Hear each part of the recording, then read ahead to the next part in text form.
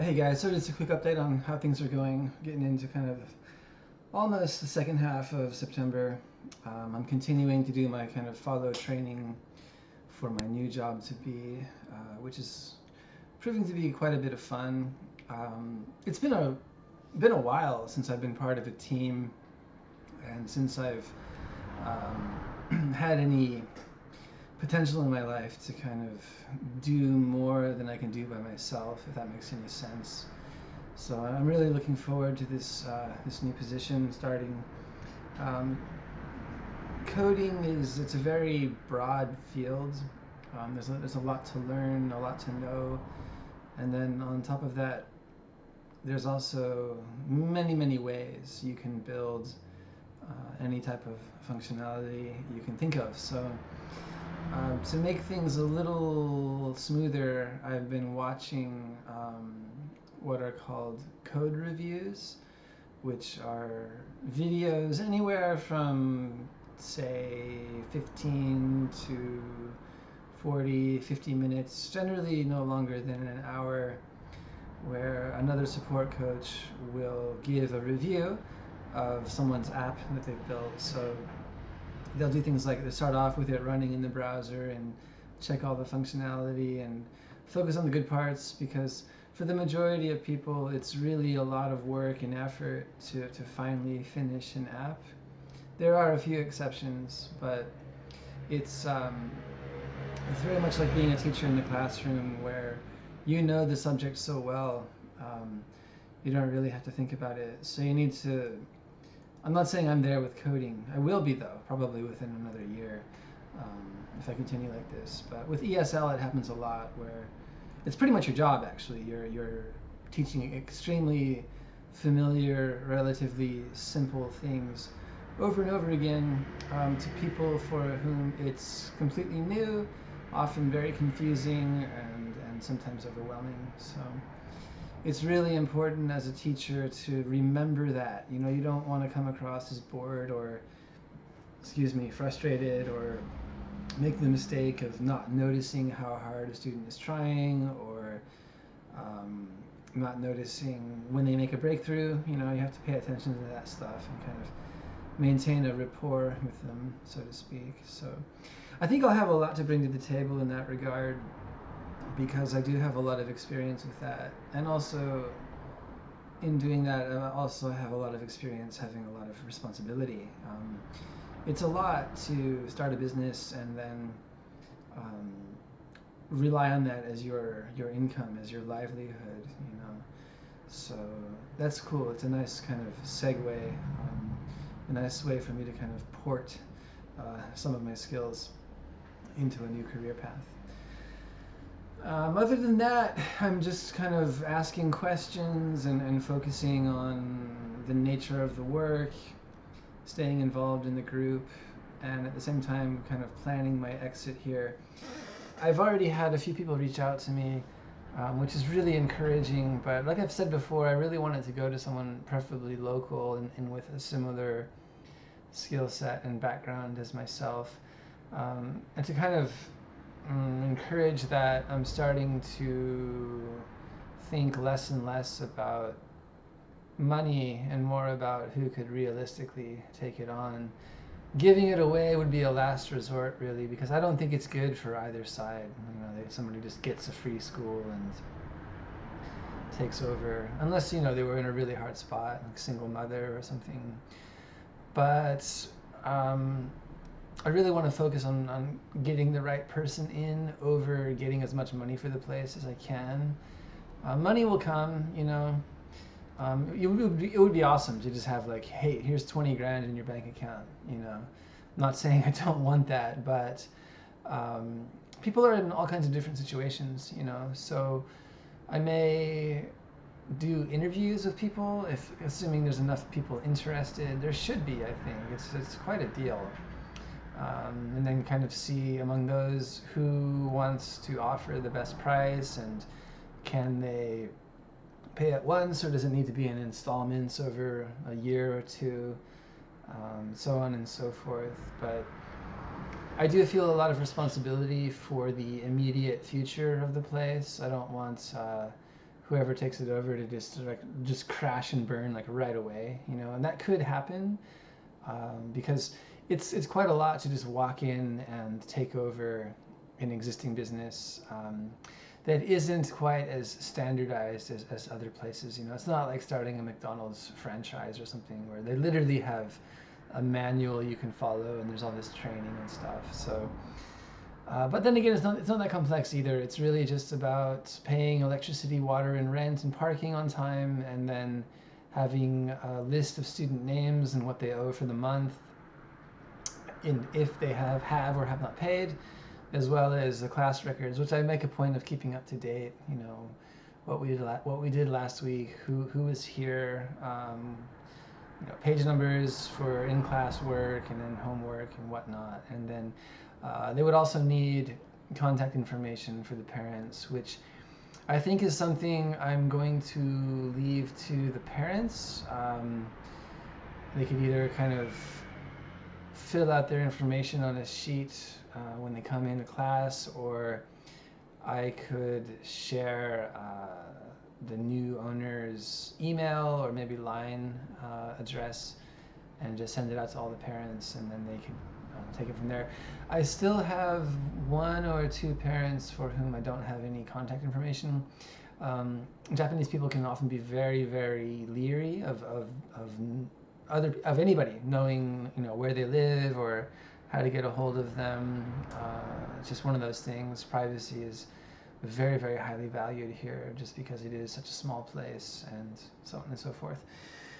There's also, you never know someone's background. You know, maybe that they're running from an abusive husband, or who knows. So got to be careful with that one. That's always been kind of an issue whenever something comes up and I, you know, catch the flu, or I need to remind people that, you know, next week is off for New Year's or whatever. So anyways, these are all first world problems, really, right? It's nothing really to stress out about. Things are actually coming together really, really well in that regard. I have some reservations about my new job, if I'm going to be good enough or not, but I've made a point to reach out to the other coaches who've all been very supportive. And when my mentor introduced me into the coach channel, they were like, yeah, welcome, man, awesome, you know, very supportive. And the really nice thing about it is it kind of obliterates the catch-22 of becoming an employable coder. And this is true with any field, really, where you need to have experience to get your first job, but to get experience, you need to get your first job. And that's especially true with remote work, because it's a big risk in the first place to take on a junior developer, even in an on-site job, because they may have an awesome portfolio, they may do really well in the interview, they may even kind of luck their way through some coding challenges. But then when you take them on, you don't know until that moment how they're going to handle the job. You know, are they going to be self-starters? Are they going to be reaching out, asking questions, trying to improve, being involved? You know, or are they kind of going to just surf the internet all day, and, you know, after 3 weeks you find out they haven't done anything, like literally nothing. That happened to my mentor, actually. One of his coworkers who came in after he was hired did just that. Never asked any questions. So my point is, getting this position is a way to just instantly just get a ton of experience and feedback and really improve my skill set to the point where people will be coming to me asking to give me a job, you know, which is a really nice place to be. And it's actually, I mean, when I was in Seattle, I did all kinds of weird jobs. I was a tour guide, a janitor while I was going to school, which is kind of cool. Bartender, waiter. I worked for the student council for a little while. Bunch of just, you know, young kid in the city type of jobs. And then I came here to Tokushima, Japan, and it was teach English or bust, you know. And the opportunities here are just slim to none, especially recently. So the idea of being involved in a global industry and actually having merit and being marketable and valuable is really exciting to me, because, I mean, I feel like I've kind of just buried myself here in Japan sometimes. You don't notice it because you get used to wherever you are and whatever you're doing. You get institutionalized, basically. But when I go back home, I can really see it. It's just like how different people's lifestyles are and all of the different things they're up to, and half of it you just can't do here. You have to move to Tokyo or something, and even then it's completely different. So yeah, it just reinforces my feelings that yeah, it's the right decision to start something new and really start investing in it and devoting my time and energy over the next few years to it, because ESL for me is basically been there, done that. If I were teaching like really advanced students all the time and traveling and able to make $100,000 a year or something, I might feel differently. But the fact of the matter is, at least in this area, you're going to be teaching utter beginners, usually perpetual beginners at that, which is not without its merit. You can learn a lot. You can learn a lot about how children work. How to keep them happy, how they can come into a lesson that's just so boring, right? But they enjoy it, and you kind of bond with each other. You watch them grow older, and just become more aware and alert, and you kind of form this. Well, it's a friendship. It's a very much like a teacher-student friendship and respect for each other, which is really amazing. I never would have probably done that in the States, just because I didn't work with kids. I worked with adults teaching martial arts for a little bit, but that was a very different art atmosphere. So there's some cool points about it, but it's just it's not very scalable, and really I've 12 and a half, almost 13 years. I think is enough. 12 or 13 years as a software developer, I could be very wealthy and have just unbelievable opportunities. So I need to bring that into my life. I think I've been patient enough with Japan. I've really gone about as far as I can go in terms of options in the local area.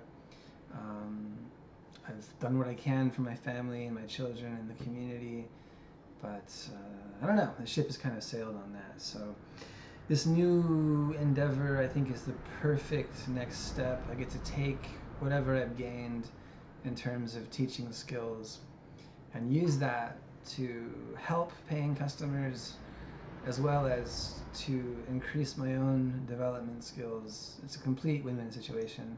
And I'll also be helping my mentor scale his business. That was one of the first things I noticed when I started as a student, was that he's just an amazing developer, works like crazy pretty much every day. I've never seen a period of more than about 10 hours where he hasn't been active online, which is great, but he's just one guy. And so I thought, how is he ever going to be able to scale this? So finally, he's moving in that direction. I'm going to be the fourth support coach working for him, and we're all kind of formulating a system and creating content, and they get back and forth with each other, and there's one guy that's really good, and then two more that are really coming up to speed because of his assistance. And so I'm going to be at the bottom. But in a meeting last week, he said, you're going to be fine, you're going to get so much better at development, you won't believe it. So that's it. So I have a meeting again with my teacher. What is today? It's Monday the 14th. So what is next Wednesday? Still kind of whacked from all the busyness this summer. The 23rd, I'll have another meeting, and I think at that point he'll have some more information as to when I'll actually be starting, and so on and so forth. So based on that, I'd say probably around, assuming he actually gives me a solid start time, which could be as early as October, I will begin the process of officially announcing this school as being for sale in the community. I haven't said anything to anybody except for a few Japanese friends who don't come here, and my wife, of course. So we'll see how that's received. I think it should go over okay. I am not the school. You know, I made a point. I didn't want to call it like Trevor's Eikaiwa or Trevor's English. You know, some people do that. They name the school after themselves, which can cause issues when you want to get out of it or sell it or something. You know, different teacher like Ed's Eikaiwa and some guy named John comes in. Where's Ed? So there's that. Like I say, I mean, it'd be great to make some cash.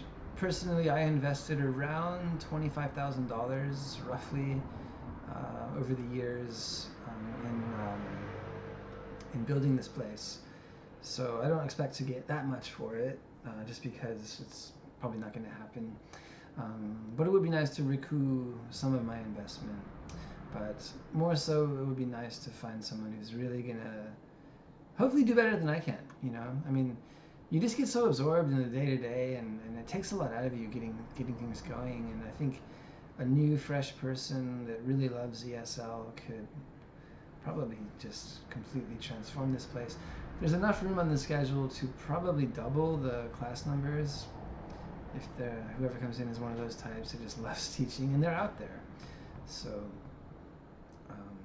yeah, hopefully the right conditions will arise, and we'll come across someone who is like that. So anyways, I've got to go get some gas and in my car, and then go pick up my kids. It's a busy life. Just wanted to throw that update up there. So, until next time.